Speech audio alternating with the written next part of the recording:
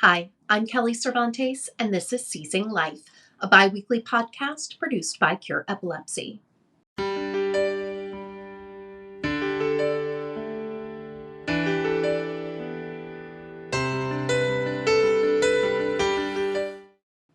This week on Seizing Life, I'm happy to welcome Reid Rainwater and his father, Ryan. Reid is a nationally ranked tennis player and one of the top high school players in Oklahoma. He has experienced seizures since age 14, when the sudden onset of his epilepsy caused him to leave school and later required him to repeat his entire freshman year. 4 years later, the high school sports governing organization in Oklahoma declared Reid ineligible to play tennis in his senior year, resulting in his father Ryan taking legal action. Reid and Ryan are here today to tell us about Reid's epilepsy onset and diagnosis and how they fought back against discrimination and stigma. Reid and Ryan, thank you so much for joining us today and sharing your story. To kick things off, Reid, why don't you tell us about how epilepsy first entered your life? Well, I would say in about my 8th grade year, 7th or 8th grade year, I started noticing I was having these little tics, like full body jerks, and my mind would go blank for about a second or two, and they would be happening like all the time. And I didn't really know what they were at first. I kind of just ignored them and kept, I don't know, just pretending they weren't happening. But they were starting to happen more frequently, and then I would start to fall over on some. So then I just thought I would bring it to my parents' attention, and then we started going to the doctors, and then that's when things started. And Ryan, what do you remember about when he brought this to your attention and how it escalated from there? Yeah, so when he brought that to our attention, we started noticing it more, and we started noticing the involuntary jerks. We went to several doctors. We had some conflicting diagnosis. One was a form of Tourette's. Another was, could be epilepsy. And we kind of just let time go on. Um, and it was his freshman year where he had his first grand mal seizure. Very long, very violent seizure, and that's where we got the official diagnosis for JME, junior myoclonic epilepsy, and that was when he was 14 years old, just turning 15 his freshman year. So that must have been pretty terrifying. Grand mal or tonic-clonic seizures are pretty scary to witness. Reid, what do you remember from that first seizure? It was about 6 in the morning, and I decided to get up and play some video games. When I was playing, I was having these little twitches, little jerks, like I always do, and then the next thing you know, I'm in a firefighter's hands. So I mean, that's pretty much all I remember. Um, yeah, I pretty much just remember waking up in an ambulance. To be honest, that's all I can really recollect of that day. That one really messed my head up. To Yeah, be that honest. that one was very long. It was very violent. I His brother was screaming for me to get upstairs, and when I got upstairs, that's when I saw him in a full grand mal seizure, and I have no idea why I knew to get him on his side, but I did. Got him on the ground. We called 911, and luckily the fire department was there within less than 5 minutes. And he had just stopped seizing probably a minute before they arrived.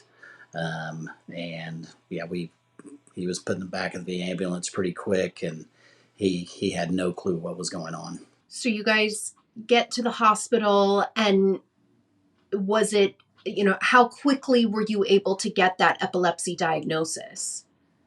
It was probably a week or two after when we got in front of a neurologist. They did the flashing light test and all those things that they do to test him, and that's when University of Oklahoma officially diagnosed him with JME. And, Reid, Ryan, what were you told about epilepsy at the time? What information were you given? Were you told about SUDEP?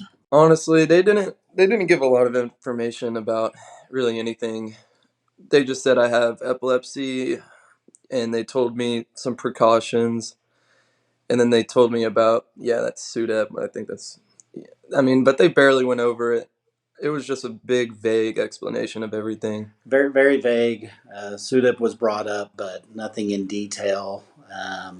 Basically, it was like, be aware of it. And then we started getting on medications to try to keep seizures at bay. Because once he had that first one, the floodgates kind of opened up for a little bit. He had a total of 6 or 7 more, and the initial medications were not working. If anything, they were making things worse.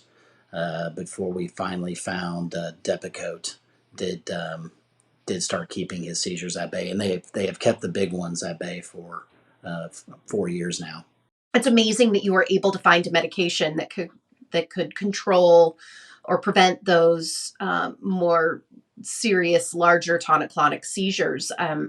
But I understand you do still have some of the smaller seizures. What do those look like, feel like? Can someone who is with you tell when you're having one? If they could tell, they would really have to be paying attention to like my eyes and like my face. But they're just like I don't really have like that full body jerk anymore. It's kind of just, it all happens in my head. It's just like a second or two.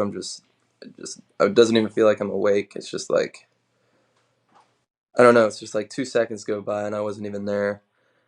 Um, yeah, I mean, you honestly can't really tell that it happened. Have they been able to do any tests that have given you a cause for the epilepsy? No. Now they I think that's the most frustrating part from his mom and I's standpoint is the neurologists really don't know. They're still in the dark of the why this happened. He did have a traumatic birth, and that's the one thing that we can point to is the birth was pretty rough. But other than that, perfectly healthy those first 13, 14 years, and it really came. They came with a vengeance. Yeah, explosive onset, right? It is the right term for it. It's always so frustrating, and and it's shocking to me that more people don't understand.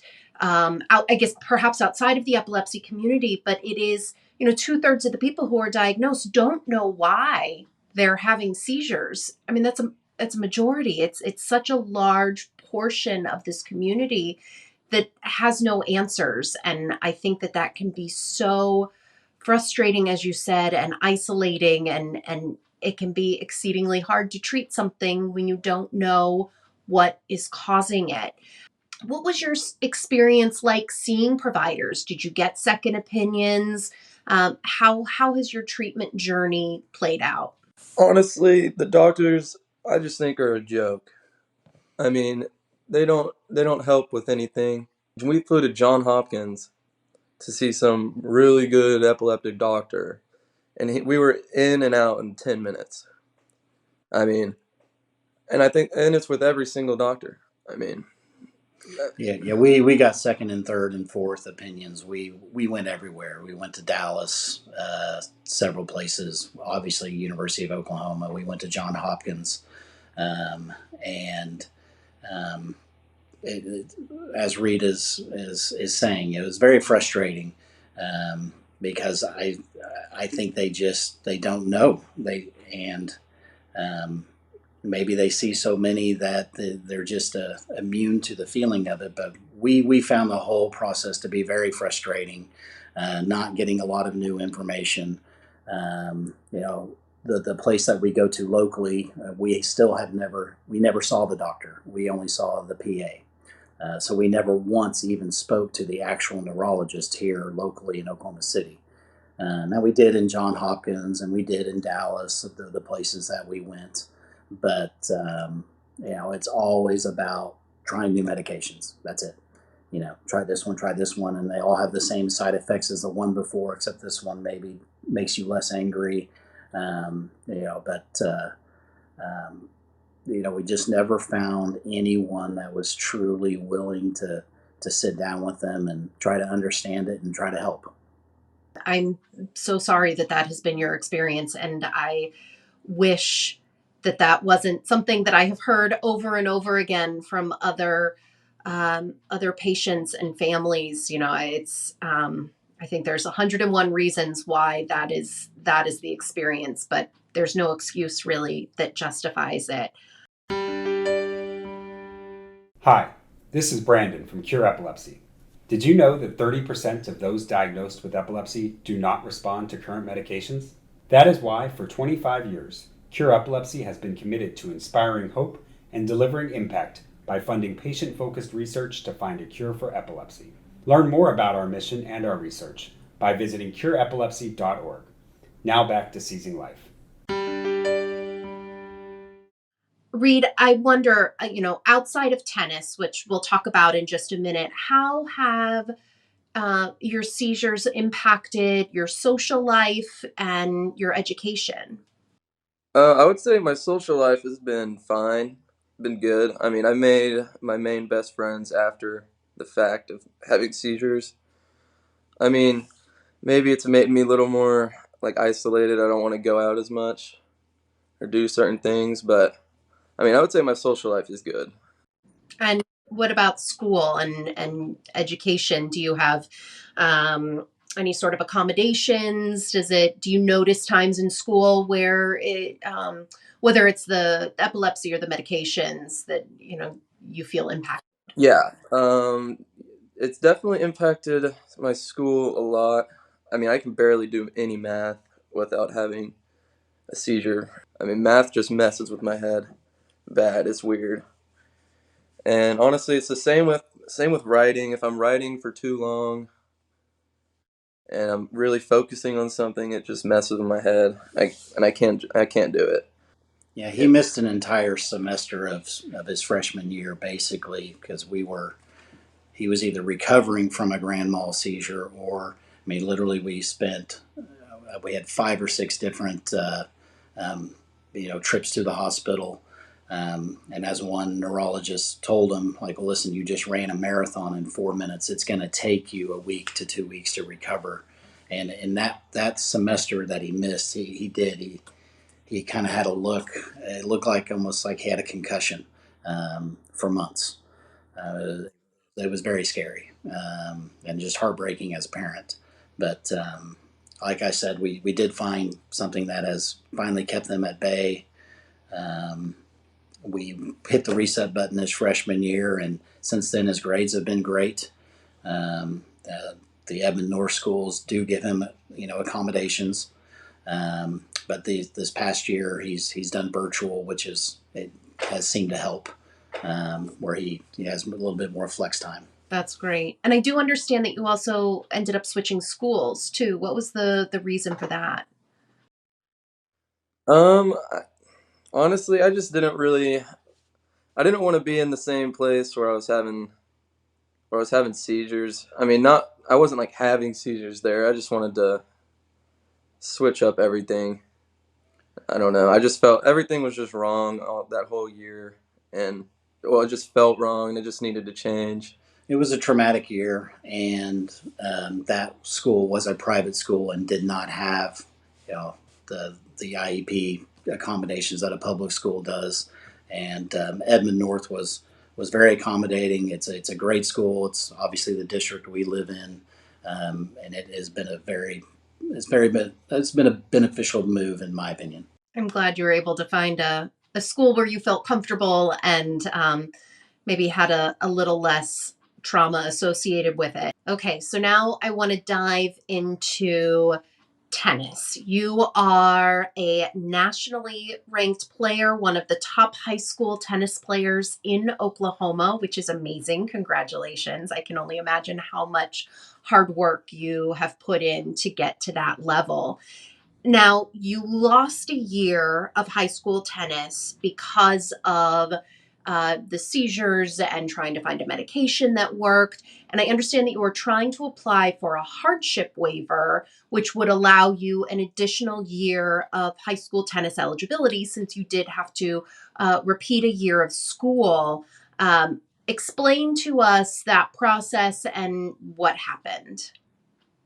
Yeah, I mean, basically, we just needed to document why he needed that extra year, which we did. We explained in detail his freshman year. Basically missing that entire second semester, not competing on the tennis team that year. He didn't play one single point for that school. And we basically just hit the reset button. So the hardship waiver just, basically goes through those questions why you need it. And we were initially denied that hardship waiver. Now, did you have any idea that you were going to be denied? Or did you think that this was sort of a given?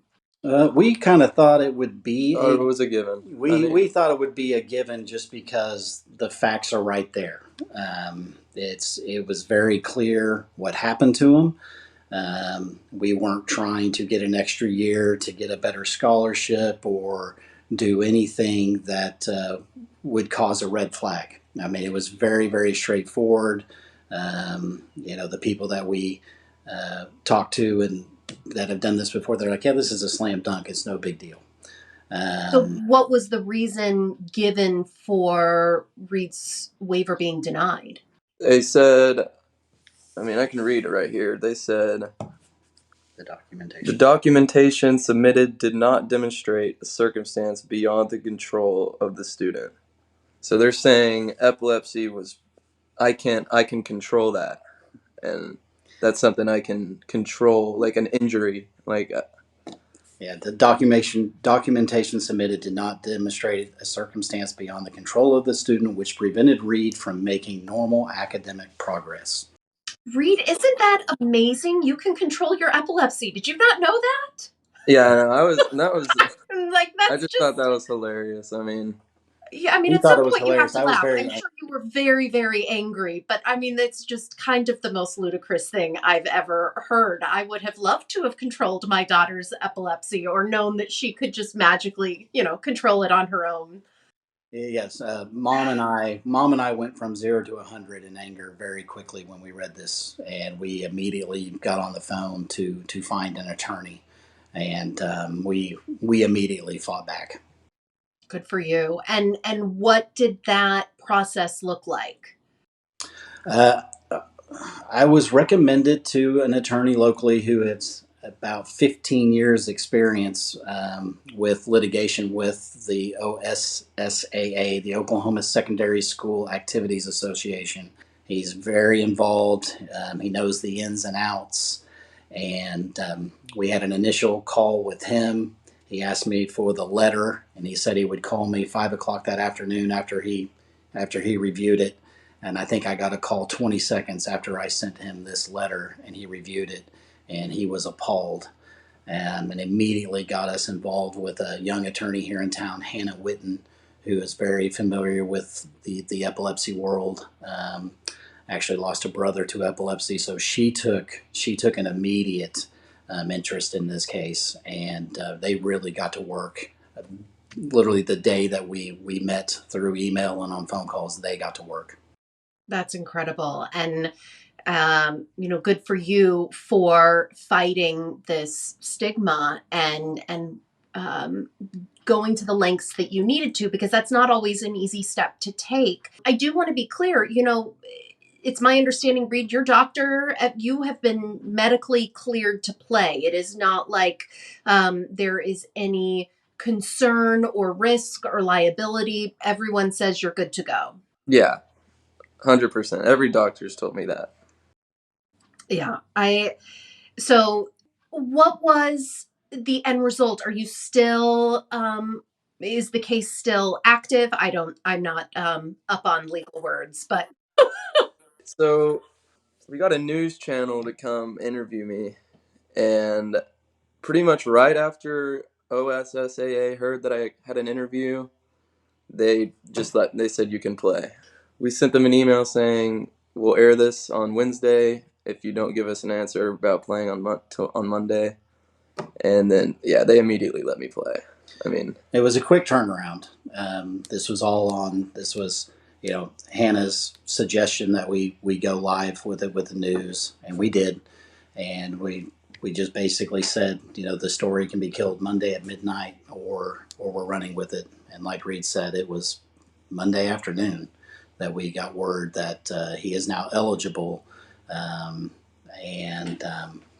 yeah, is the case still open? Not for that, and then now all of a sudden they're asking if he's made practice enough. yeah. So they're still trying their witch hunt on Reid for some reason, but we're fighting that as well. And yes, he's made practice enough. Just to be very, very clear, he has made the majority of the practices.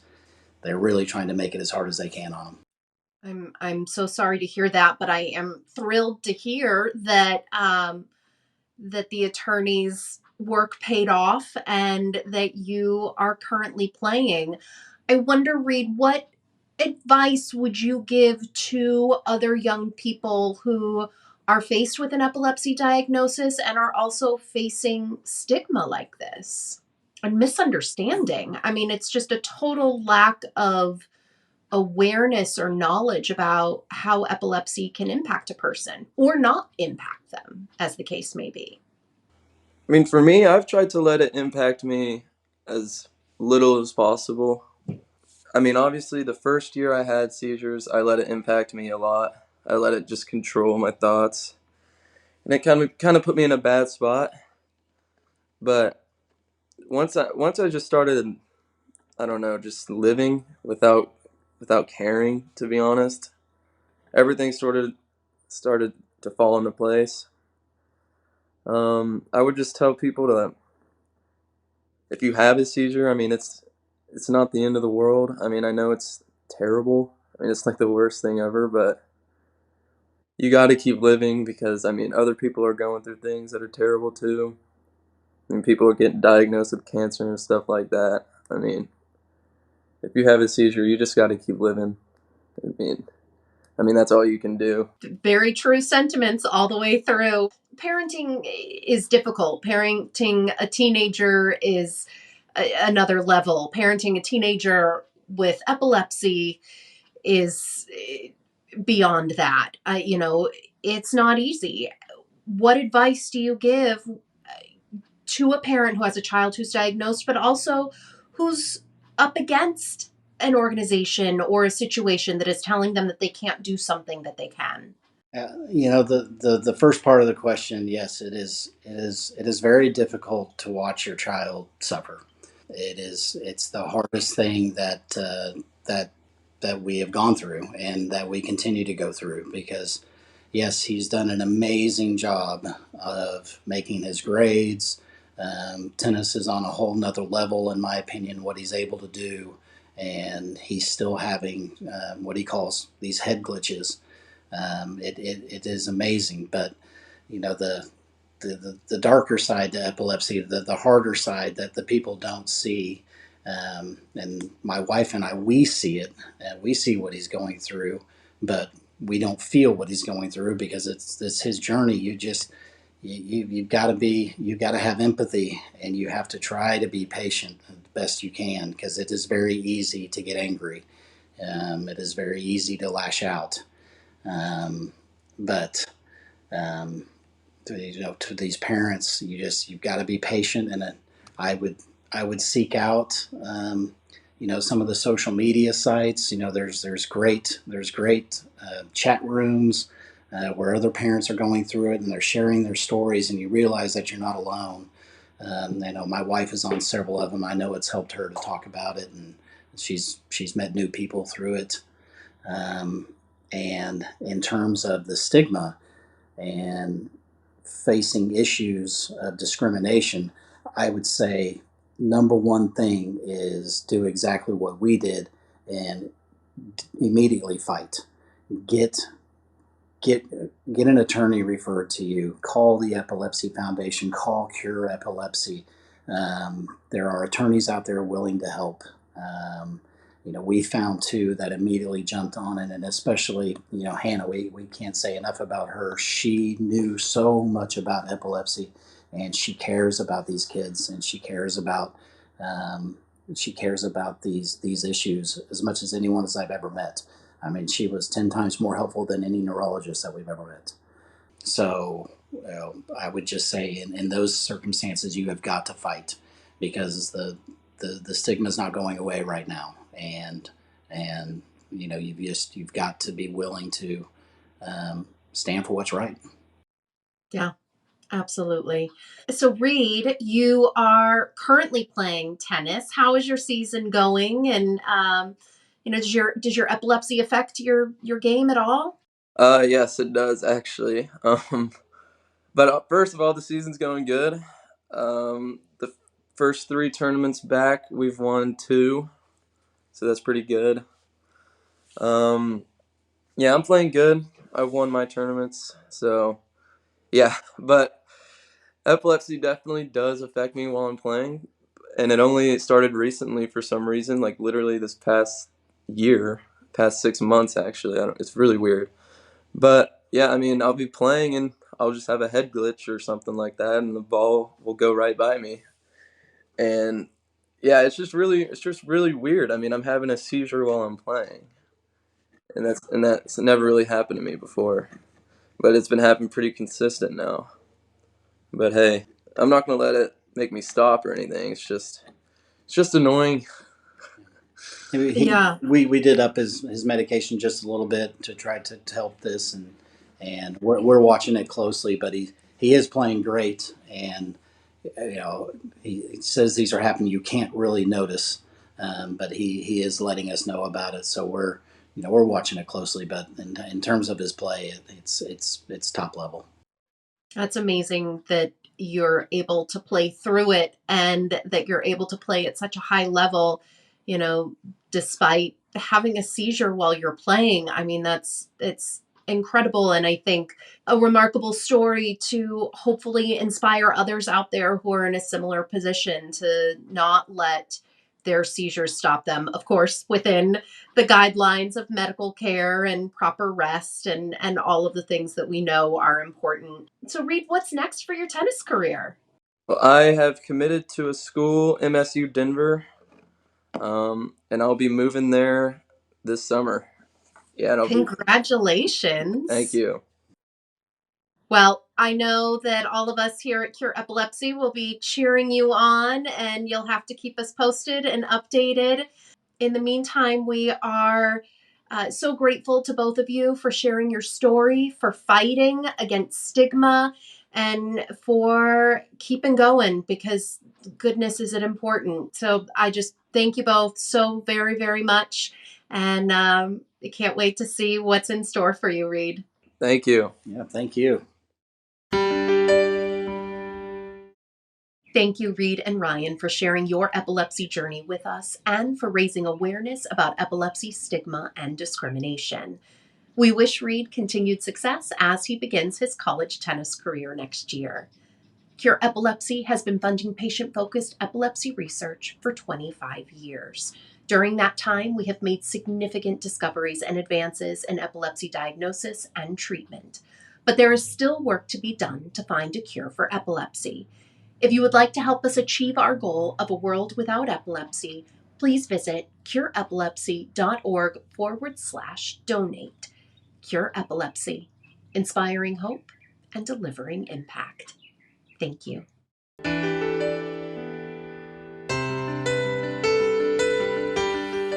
The opinions expressed in this podcast do not necessarily reflect the views of Cure Epilepsy. The information contained herein is provided for general information only and does not offer medical advice or recommendations. Individuals should not rely on this information as a substitute for consultations with qualified healthcare professionals who are familiar with individual medical conditions and needs. Cure Epilepsy strongly recommends that care and treatment decisions related to epilepsy and any other medical conditions be made in consultation with the patient's physician or other qualified healthcare professionals who are familiar with the individual's specific health situation.